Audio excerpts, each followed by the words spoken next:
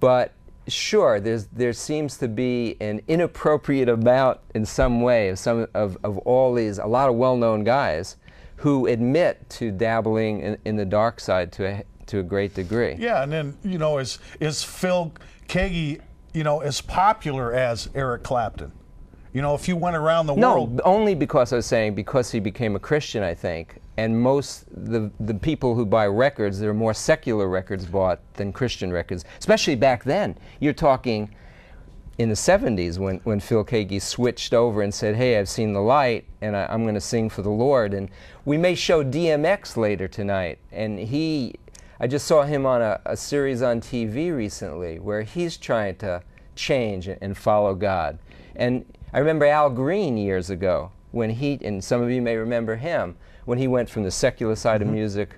And of course you don't hear about him anymore, right, because the market isn't as big. Yeah, once he became Reverend Al Green, his, you know, the fame kind of dissipated. And how much fame did he have? Oh, he had a lot of fame. He was huge. Yeah, he had millions of dollars. He was at the top of the chart. He was very famous. Oh, yeah. But again, you know, you look, there's the picture, Mike. You know, the fame and fortune that goes with those who openly talk about their connection with Satan, and those who talk about the Lord. When you're glorifying God, it's not about you, it's about some God. Of these, as we saw before, earlier today when we both were watching this film, but people admit to selling their soul to the devil for this ability. So obviously some of them are going to get it, but the price is too steep. You know, in our last clip, that Son House and those other friends of Robert Johnson that testified about him having absolutely no ability whatsoever and coming back, and now he is looked at as the king or the foundation, father of rock and roll, the Hall of Fame. Unbelievable. Right. Where did he get that power in a 6-7 month period? And they said he didn't even have to practice, didn't even have to write songs. It was already given. You mentioned Santana talked about, you know, the songs just come. The people in Black Sabbath, they just said they just came. They were just there. That's right. And that's, again, very scary to me. It scares me a little bit. We've talked about Aleister Crowley. We may talk about him again, another segment of film down the road a little bit, but we showed a segment on him a couple of months back. And Aleister Crowley was a Satanist, and he died in 1947. And he was a heroin addict. He was into worshiping Satan. Anton LaVey of the Church of Satan had his picture up there prominently. And he's on the different albums. His symbol is on different albums. Led Zeppelin was, Jimmy Page was into him using his hidden stuff, and he bought his house. He's on the Beatles album, Sgt. Pepper. The Stones were into that. The Stones made a film with Anton LaVey of Church of Satan. Black Sabbath. Man, we didn't know about this stuff way back then, and that they were, so many of them were so into this stuff. But Crowley said that Satan was going to use music and drugs to bring the American youth, and they would spread it out in the world. He said this in the 1940s, folks, before rock and roll was there. And he said Satan was going to use this to bring people to the dark side. And, you know, it's like Plato and Aristotle saying that music is very powerful. It reflects the passions of the heart and all the feelings that we have, anger, love, pain.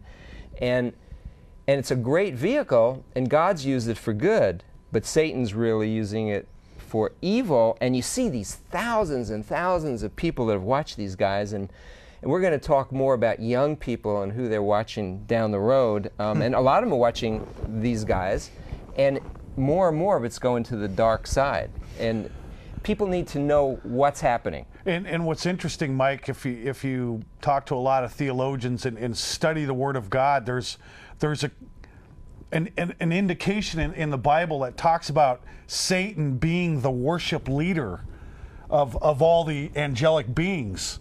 In fact, there's direct references in Isaiah that show that he was in charge of the musical instruments. And boy, is that an irony there, Mike? Here's the one who was thrown out of heaven because he exalted himself above God, and using the same medium he used in a different way. You can't give what you don't have, and he has that ability and that power, and he's able to transfer it to certain people who are willing to sell their souls to him or to do his beckoning. And the power that he has, Mike. And again, it all deals with the kingdom of this world. And Jesus said, my kingdom is not of this world. But it will be one of these days. And God has greater power, and is either hell or heaven according to Jesus. And he said he saw Satan fall from heaven. And like a bolt of lightning. Right. And, you know, Jesus says that we're prisoners to our sin nature that we've inherited from the first human beings when they fell and disobeyed God. And that the punishment is separation from God for eternity unless we turn to him, because Jesus took our punishment for him. He had no sin, and he was able to do that and ransom us from Satan into the kingdom of light. And the evidence is there in prophecy for Israel, and that Israel become a nation again, and then Iran, mentioned as Persia in the Bible, would be leading a lot of troops against Israel someday with allies in the north. And it's all lined up the way it was, the way it is now. And that prophecy was given 1,200 years before Islam existed and before all those countries were aligned. You know, way back then at times, Israel had peace treaties with Darius of Persia and Cyrus of Persia, and the king of Syria helped King David build. He gave him all the wood, lumber, and stuff to build the temple.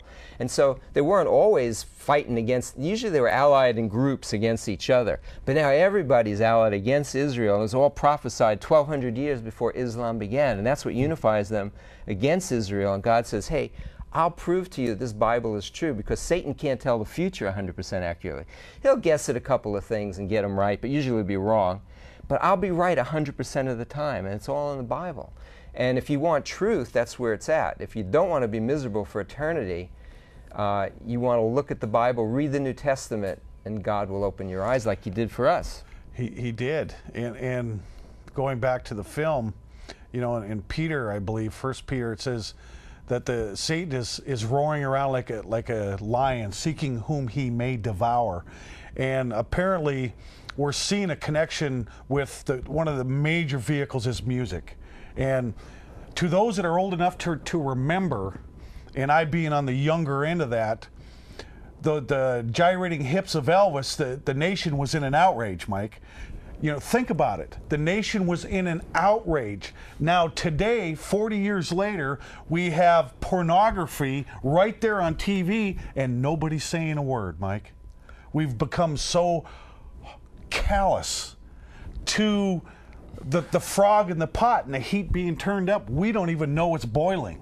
Right, we showed a few weeks ago Madonna and Britney Spears kissing on stage as Madonna shared about a wedding, of same-sex wedding, homosexuality, and we heard her quote to one magazine saying, you know, if you repeat it often enough, people are going to just, you know, accept it. And where's the outrage? There's some, you know, but most people don't care, and most people are not searching for truth, and hopefully your eyes will be open and you'll want to search for truth. But let's see that next segment of film. It's about 12.5 minutes long, and then we'll be back here to take any comments, questions, or whatever. Or even Laird if you want to call back.